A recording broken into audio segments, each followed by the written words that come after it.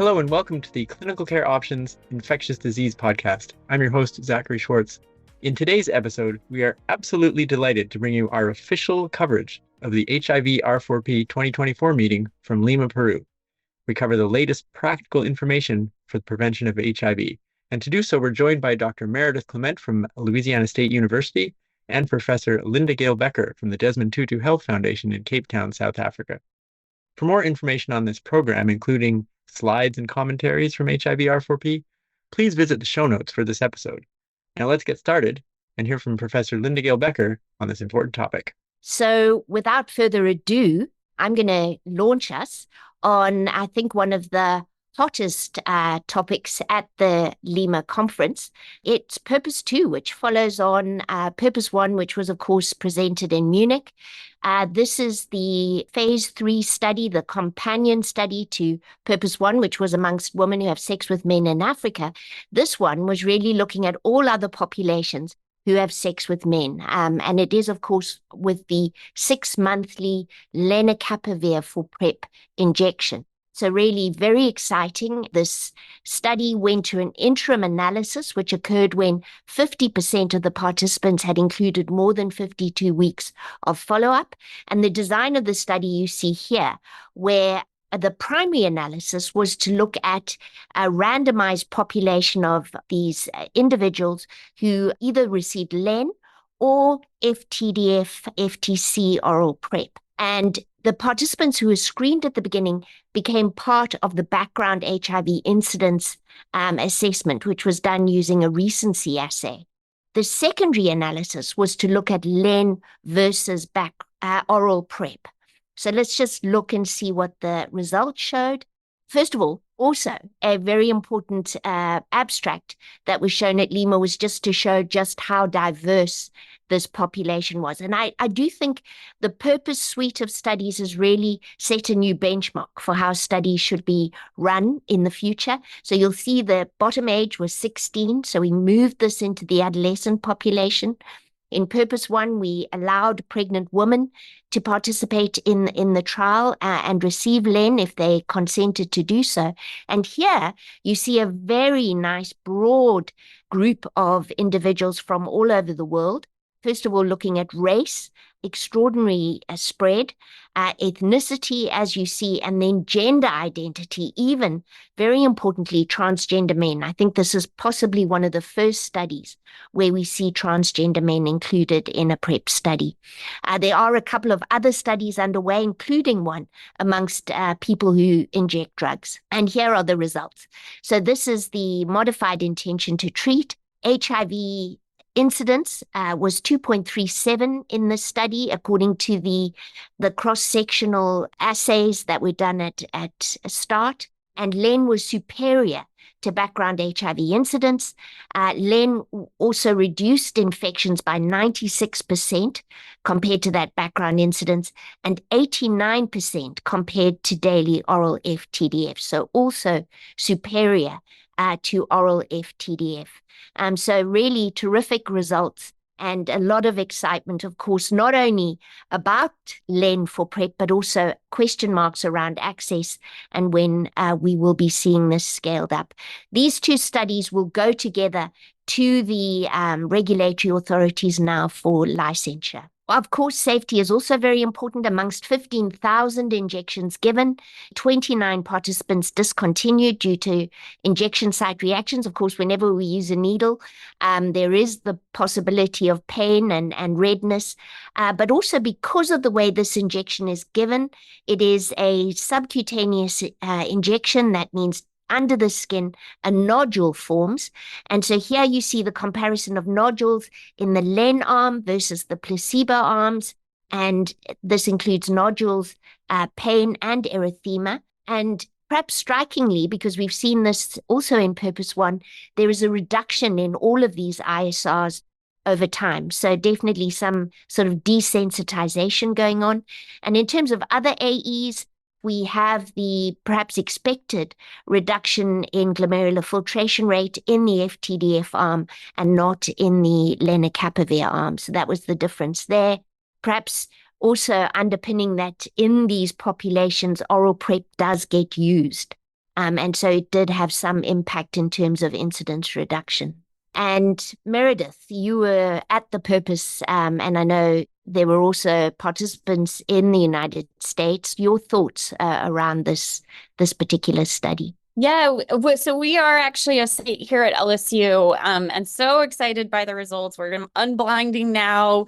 We actually had a Purpose 2 visit this morning, so it's really the unblinding process is very exciting. I just wanted to say, I think there was a whole abstract just on the inclusivity of the study, right? And you pointed out one of the first studies to include transgender men, but I think one of the kind of mantras during the study was like, this is our goal. This is now the industry standard. And so we are going to be inclusive in the way we recruit and enroll participants.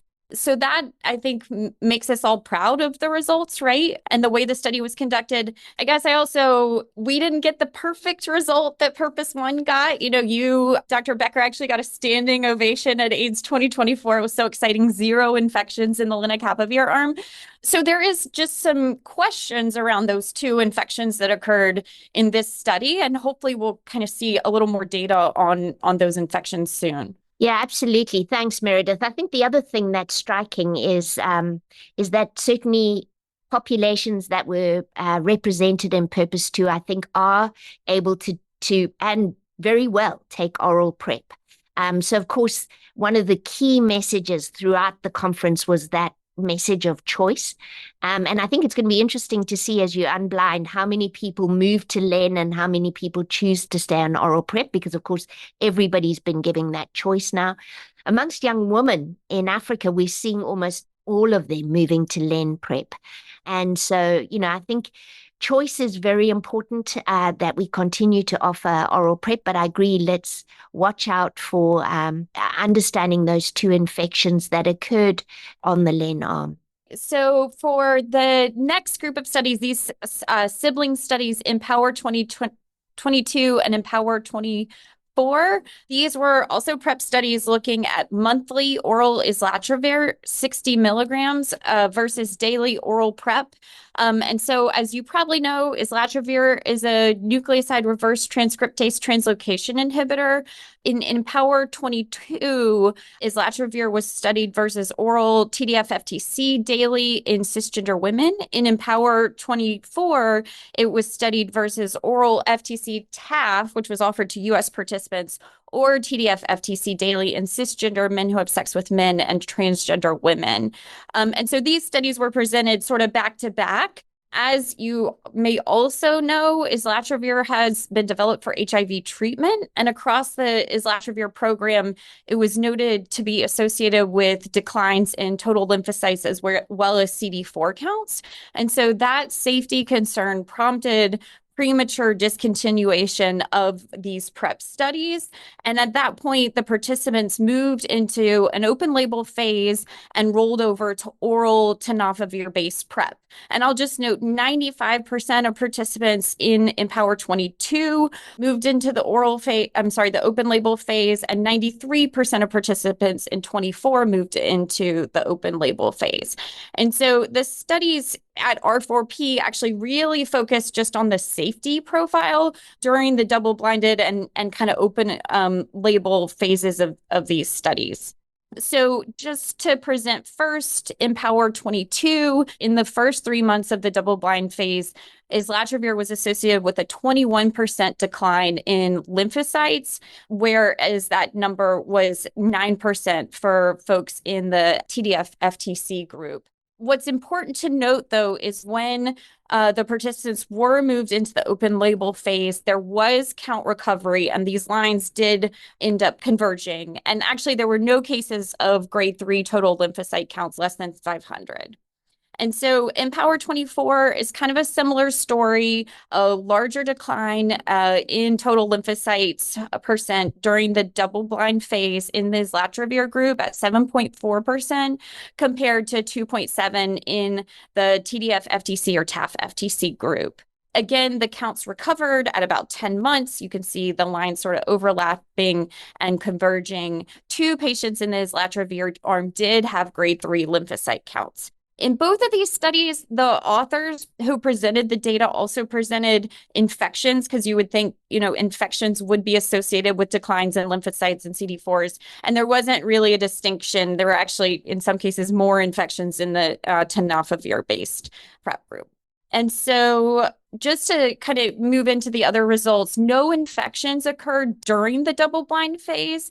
And then they also highlighted that no infections actually occurred in the 42 days after the double-blind phase, or after that last dose of islatravir. And the 42 days isn't kind of an important marker because the terminal half-life of islatravir is 192 hours. And so 42 days represents 5 half-lives of the drug.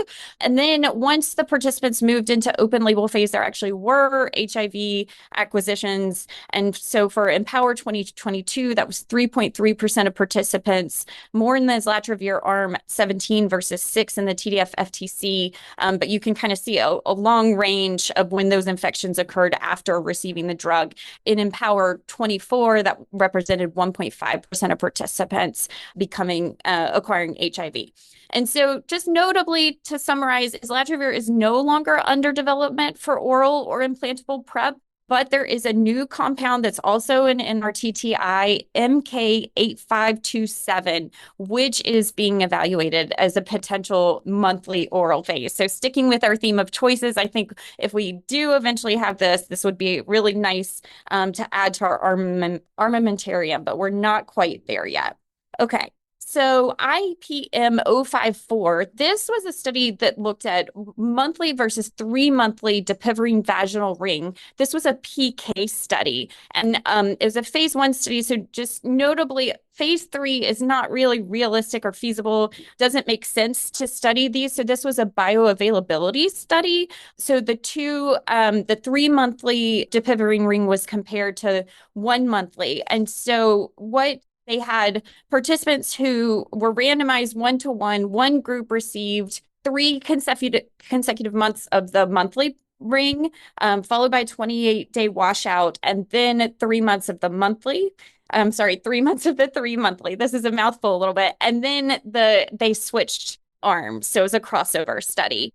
But they did do kind of sophisticated statistical analyses, and the thresholds were met to be able to say officially that the 3-monthly dapivirine ring is pharmacokinetically superior to the 1-monthly ring. And I thought this was really nice because the monthly ring, it would actually be cheaper, save money, 60% of the cost, and just be more convenient for participants. I also do want to note that there was no difference in the safety profiles. So no difference in the AEs, so discharge, vulvovaginal candidiasis, BV, Nugent scores, pH, nothing like that, no changes. So the safety profile looked good as well.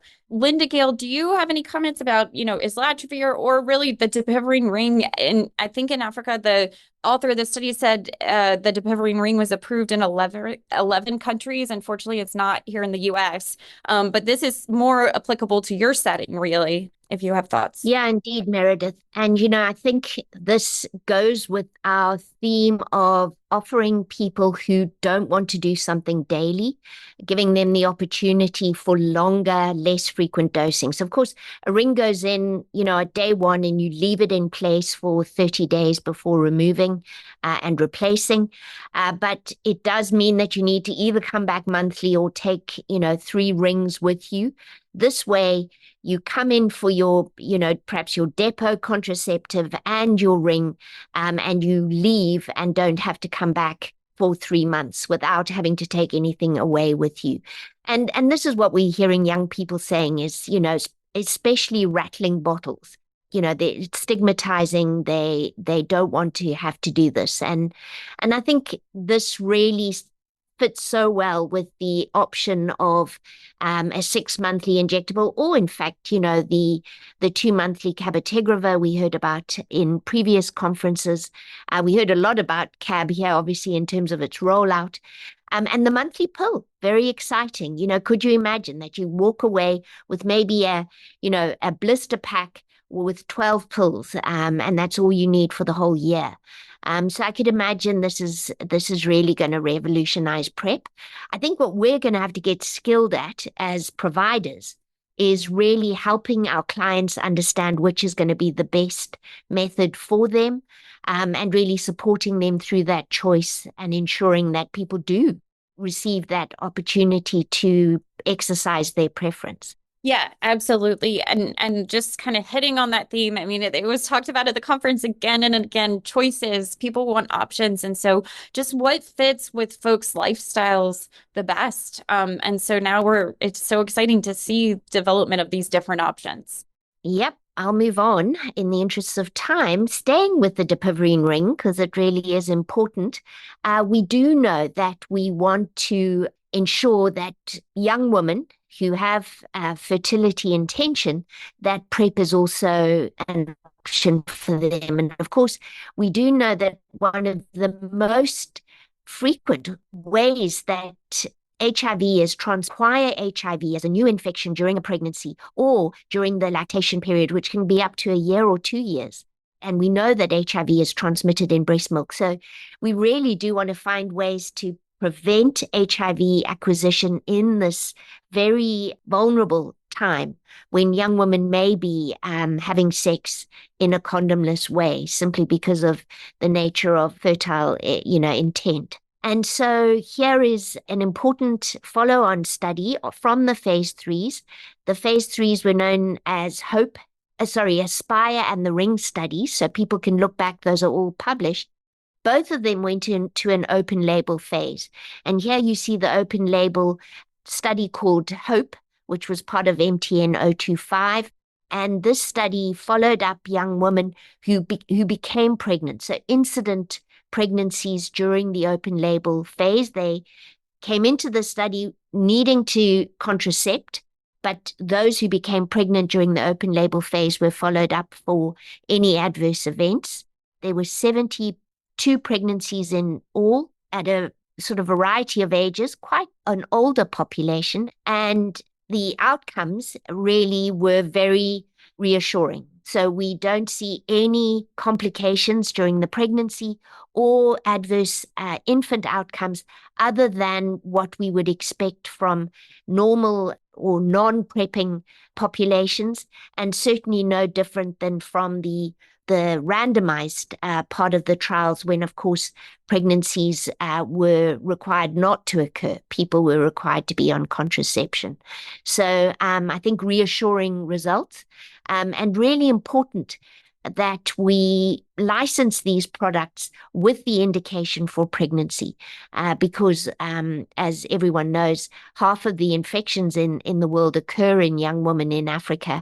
And as I've already mentioned, often this is as a concurrent event when they are becoming pregnant and having children. Choice was the word, I think the key word, as has already been mentioned. And this is a very exciting rollout or scale up that is being undertaken in Africa and is looking at the rollout, first of all, in phase 1 of oral PrEP and the Dipivirine ring, because those were the two PrEP options available to women who have sex with men.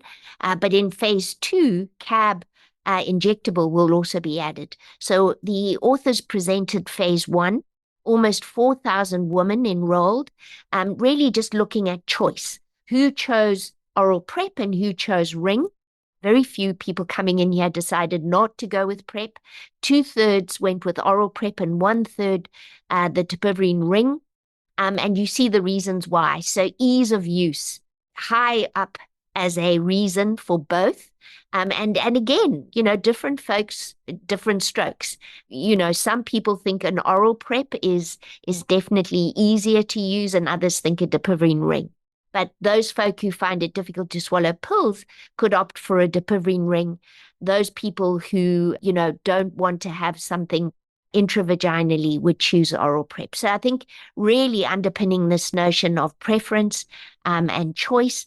And I think exciting that, women would go with the Dipivirine ring. For many young women, this is quite a new concept of putting a ring. Unlike the first world, most of our countries don't have the contraceptive ring. So this is quite a new concept. And so there's quite a lot of teaching that has to happen around the Dipivirine ring. So this is the first we want to introduce you to of the CAB option. So again, to remind you all, this is an integrase inhibitor. It's 2 monthly. It's given intramuscularly, unlike the lenacapavir.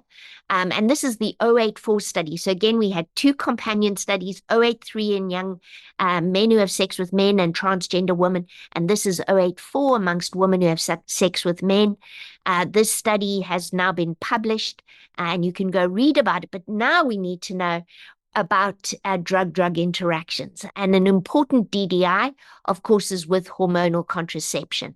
And so this is the readout from 084, where women who were using hormonal contraceptives, the oral estrogen, the 3 monthly injectable depot, and the 2 monthly, and PK was done to see was there an impact on the cabotegravir, and or vice versa, was there an impact on the hormones, and looking at obviously hormonal suppression, estrogen suppression as an outcome.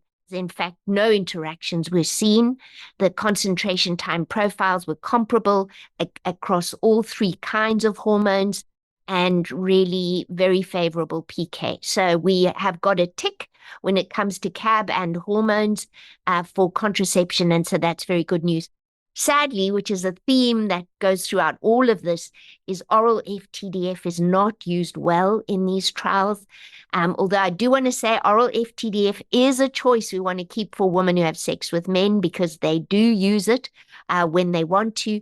But in these trials, again, we did not see sufficient in order to, have a readout as part of this study. So, Meredith, I don't know, if any of this resonates with you, your thoughts around pregnancy, PrEP, choice, and of course, contraception. Yeah. I mean, we are doing a fair amount of cabotegravir here for PrEP, so it's certainly reassuring to see those results. And then I'll just say the Catalyst study, I found it really interesting that, the author said a third chose the ring, despite modest efficacy. And someone said, why is Depivarin ring not approved in the US? And that was really a decision by the FDA based on the efficacy of the ring.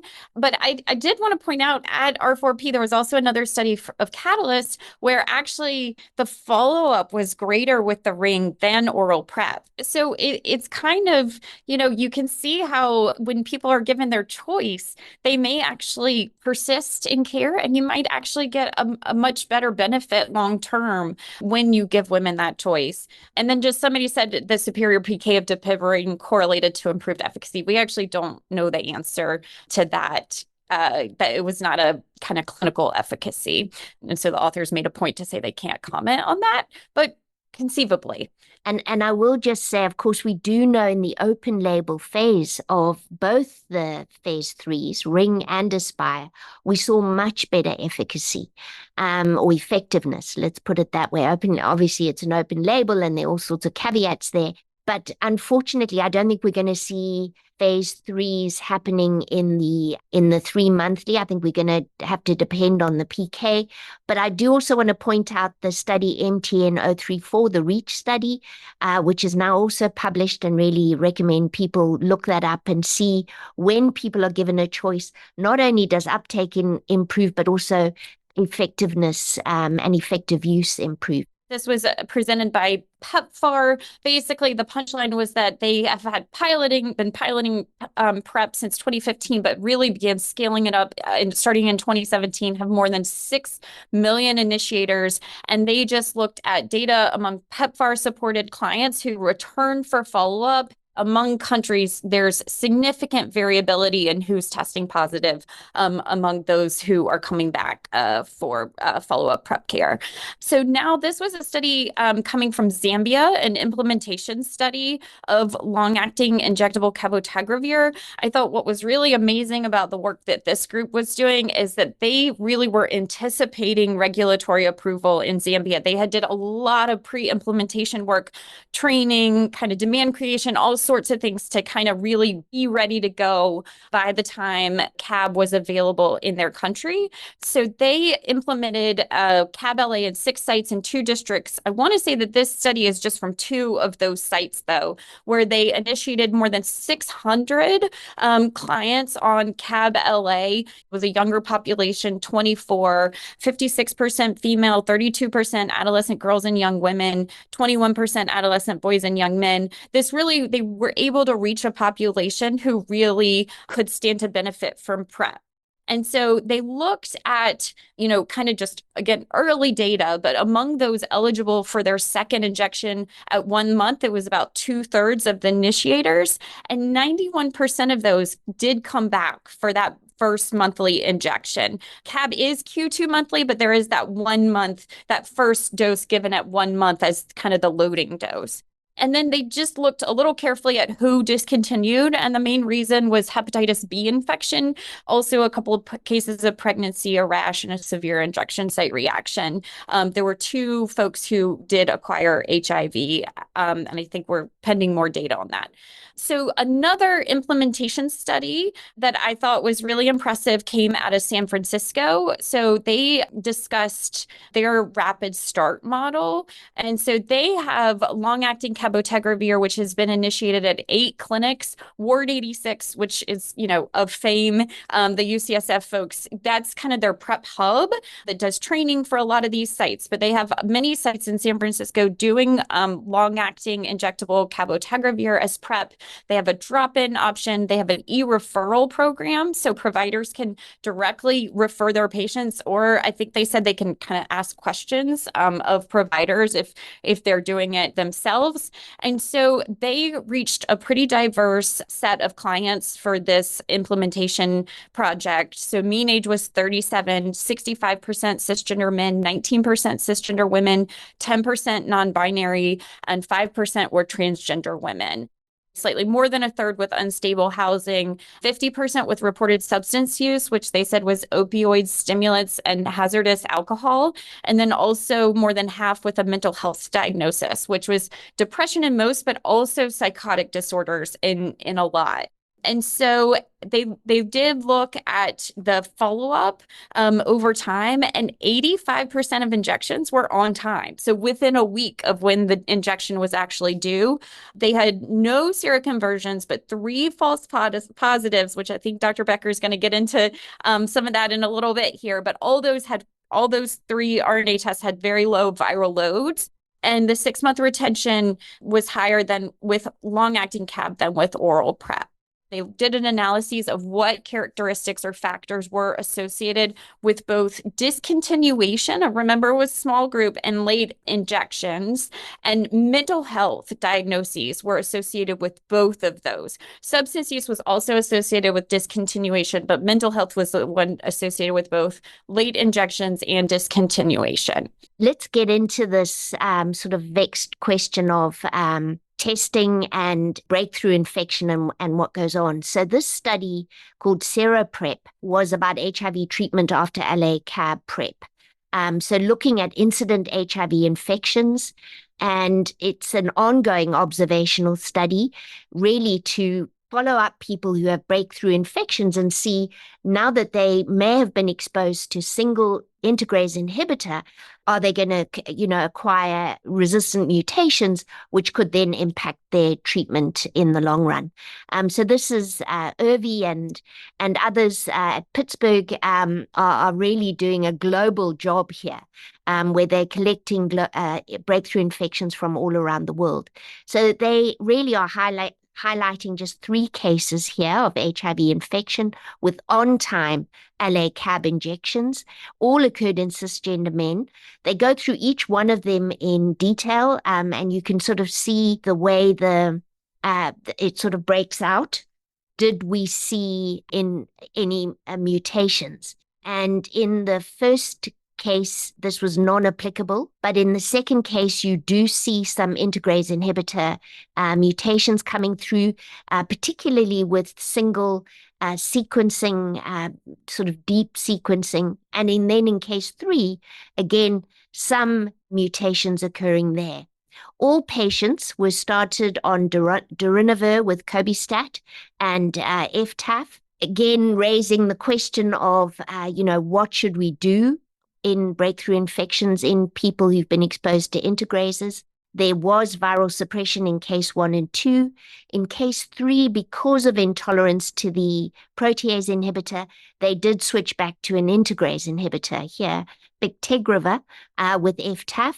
And of course, we will need to follow these patients up for longer to see how their outcomes sort of work out. This is short term and definitely more data is needed. This abstract is really shown today to highlight the fact that these new novel agents, we are going to have to follow up over time. One, to check our testing strategies.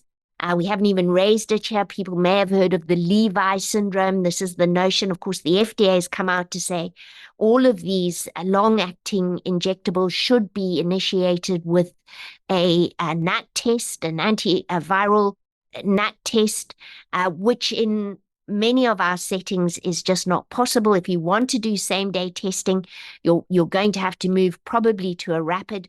And is a rapid antibody antigen test sufficient in order for us to start these participants safely and make sure that they are not seroconverting at the time of initiation? So surveillance needs to go on. This really highlights the last, I think, of our cases here, which comes from Cape Town. And this is based on the WHO recommendation, which is to use rapids in LMICs because NAT testing is so difficult to do. This study is running both rapids and NAT testing concurrently to see how often will we miss an acute infection if we don't use NAT testing. Out of 862 participants, there were just 3 who had false negative rapids. And of course, the question then arises, can we therefore use rapids? Well, this is a very low rate of false negativity with a good outcome of getting people onto CAB.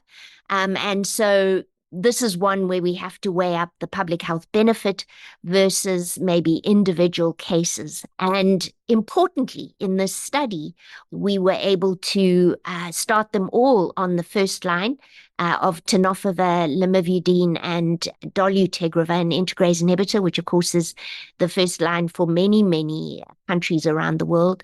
And we have seen full suppression in all of these cases. Must be said that they were started quite quickly, but we will follow them up over time to ensure that this undetectability is maintained. So I think a lot to think about, a lot to discuss, and of course, very important that we continue to follow the rollout of these new novel agents to make sure that we do, in fact, continue to do the right thing.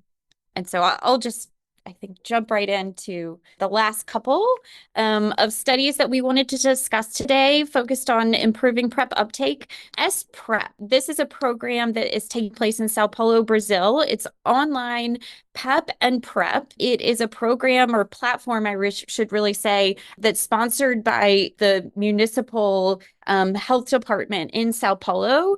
It is a program where it's run by 3 clinicians, 3 physicians daily, and anyone can go on. It's actually run daily and holidays and weekends. Anyone can go on and make a consultation request. And so the choices for that are either I want PrEP, I want a PrEP follow-up, I want PEP, or I have questions. They do just upload an image of an HIV negative test from the last 7 days. And then they are giving many different options for where to pick up their PEP or PrEP. So at different clinics, but also notably at like these vending machines that are located in subway stations. So really getting PrEP to the people. I think this is the epitome of demedicalizing PrEP, when you can order it, you upload a test, you go get it at your subway station, and not the restaurant subway station, the actual subway station. And so the findings, they just kind of highlighted what they were able to accomplish in the time period from June 2023 to September 2024. They were able to initiate PrEP in 1,100 people, PEP in 955 circumstances. They did make the point, the authors of this study, to say the platform was accessed more than 2 million times, which I think is really incredible, even if it's, folks going on for education. But really incredible work from this group, I think, to demedicalize PrEP, which is what I think is needed on a large scale basis. And so now I just want to wrap it up with HPTN 091. This was a study in transgender women. It was mostly in the US, 4 locations in the United States, and then also Rio in Brazil. So it was an international randomized trial. And the immediate intervention was PrEP provision, co-located gender-affirming hormone therapy plus peer health navigation, versus getting that in a delayed fashion without the peer health navigation up front. And Tanya Petit presented this. She made a point to really say, we were going to do a one-to-one randomization study, but we listened to our community, and they told us they would prefer a deferred study where everyone got access to these services. And so they were really looking at acceptability, feasibility of integrated hormone therapy and PrEP, and then PrEP uptake and adherence. They had 3 monthly visits with comprehensive PrEP services, which included STI provision. PrEP engagement was really high in both arms. And so not necessarily a difference with the peer health navigation, but really just to say PrEP engagement was high, both kind of uptake and retention, and really kind of, I think, speaks to the importance of providing co-located services, offering gender-affirming hormone therapy to our transgender patients. Linda-Gail, do you have any comments on these studies? I think having kind of 091 was still a clinical trial, so to speak, but just doing these studies where we look at how to engage our patients better and our clients is really, I think, critical to moving the needle on getting PrEP where it needs to be and getting folks to persistent care. Yeah, Meredith, I would just pick up that, the demedicalization has really been possible with oral PrEP. So here I see a tension between, we've really been able to be incredibly creative, I think, in getting oral PrEP to people wherever they are, whether we're couriering it in the post or, people are getting it online, such as this one that you've just illustrated, that study, which is extraordinary. I mean, these vending machines are just phenomenal. And what does that mean for injectable PrEP? Does that mean we will be driving people back into the clinic? And I assume that may happen. So I think, again, that choice is not only on your choice of product, but also the choice of how you want to have it delivered or where you want to pick it up is going to decide how people, actually what they're going to prefer. And of course, we have to think people will wax and wane in these choices, right? Much like, for those of you careful women, contraception, this is absolutely the case. Somebody may come in needing oral hormonal contraception. They may go on to an implant for a time, and then they may actually go on to an injectable or vice versa. And so I think we're going to see, and we're going to need to understand how to work with our patients and with our clients in this regard. So I think that's going to be the test of time. And I think the last study does raise this question of what do we wrap around PrEP? It isn't just the biomedical pre-exposure. It is also what are the services that enable people to keep coming back, enable them to keep using it? What do we need to ensure? And that may be population specific, of course. Yeah, I mean, I think there's so many different interventions we could think of in terms of maximizing PrEP services. But, similar to in the US, we have Ryan White services for our persons living with HIV. We can't offer mental health services as easily to clients on PrEP. At least at my clinic, we just don't have funds for that. If the US had a national PrEP program that offered such services, I think our persistence would be a lot higher. But we really, really struggle with low persistence. And I think it. Yeah. And I'm going to pick up on that, Meredith, because there's a question about do we think adherence, and I pick up a note of cynicism there, and I think I have to agree to an extent that, just by giving injectable for 6 months or 2 months, this is not necessarily the silver bullet for persistence. We know that individuals may, in fact, not come back quite as, consistently as they have done in the phase 3s. we were astounded. And I think the reason we got the 100% on purpose one is that more than 90% of people got on-time injections. We just don't see that with oral PrEP. We see a good start, but adherence falls off very quickly. I think in the open label phases now, in both Purpose 1 and Purpose 2, we're going to have to see how often those on-time injections happen. And again, we may need to think of strategies to remind people that their injections are due or to reach out to them to facilitate, particularly as was shown in the Ward 86 clients, that if there's a mental health component, we're going to have to really think of other interventions to help people keep with those on-time injections, which are so key. Well, and then there's this concept of low barrier care where maybe there's incentives offered or transportation is paid for. There's drop-ins after hours. All those things I think that we've learned are so important for people with HIV to persistent care. There's certainly analogous situations in the setting of PrEP too. Are we beginning to see some breakthrough infections on CAB? Certainly, the phase 3s had beautiful results. If you'll remember, 89% in 083, 78% in A3, I think 89% in 084 amongst women. And you're right, these folk who had these 3 breakthrough infections, 2 of them with integrase mutations, they all had CAB in their bloodstreams, in their hair samples. So it's not that they weren't, getting their injections. Whether their PK was absolutely right, that's obviously difficult to know because the time that the blood is taken with the virus may be at a different time to when the infection happened, of course. But I think it does mean that we have to continue to do the surveillance and follow up importantly. Yeah. There's so many questions, right, around why these breakthrough infections happen. And I think there's a lot of hypothesis generation around comorbid STIs or co-infection with STIs. Also, kind of like a early liability period. But there are a lot of questions. And then the mutations, I think, were also detected at low frequency. And so what is like the real meaning of those? And are these folks, if one of them was transitioned to an integrase regimen for treatment, and we have, I think it was 6 months worth of data that viral load is suppressed, but will that viral load stay suppressed? So a lot of additional data collection and analyses are needed, I think, to answer a lot of remaining questions. I think more and more we're coming to realize that particularly younger patients, younger clients wanting PrEP don't need to have a lot of renal investigation in order to start oral PrEP.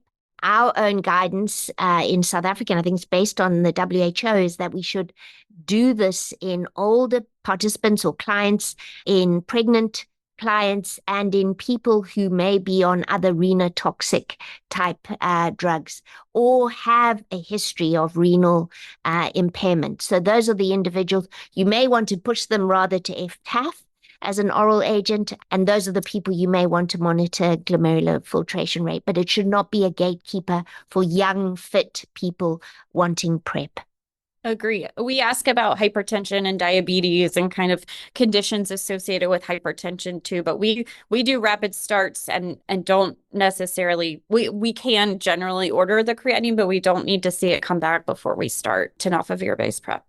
I mean, hopefully we covered most of the things we were supposed to hit. The highlights. I think we talked about Lynn and the new data from Purpose 2. We talked about the safety data from islatravir, the dapivirine ring. And then, I think this conversation around how best to implement long-acting injectable PrEP, what kind of wraparound services are needed is just a really critical piece of the puzzle as we really try to engage more clients in these new long-acting solutions as they become available. But there are just remaining questions, right, about what do we do in the setting of breakthrough infections and what's the best HIV treatment?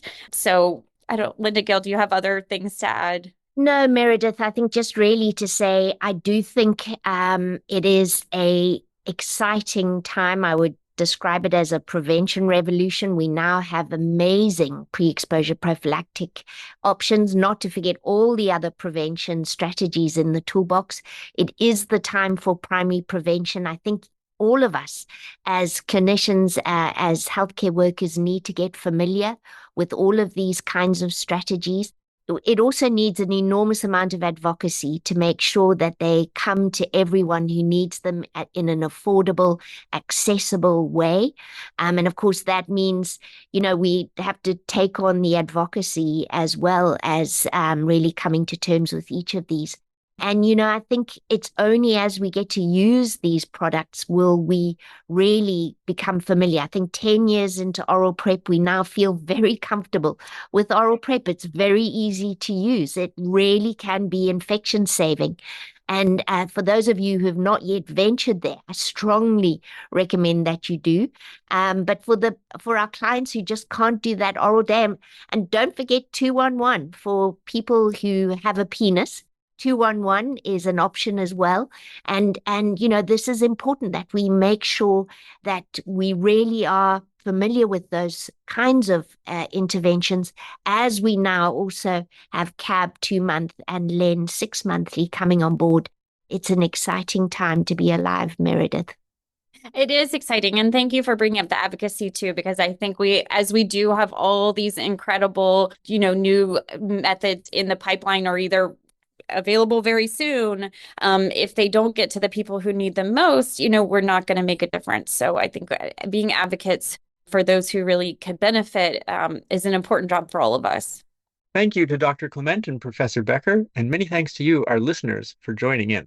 As a reminder, to view the full program on our official conference coverage of HIVR4P 2024, click on the link in the show notes. And to get access to all of our new podcasts, you can subscribe to the CCO Infectious Disease podcast on Apple Podcasts, Google Podcasts, or Spotify.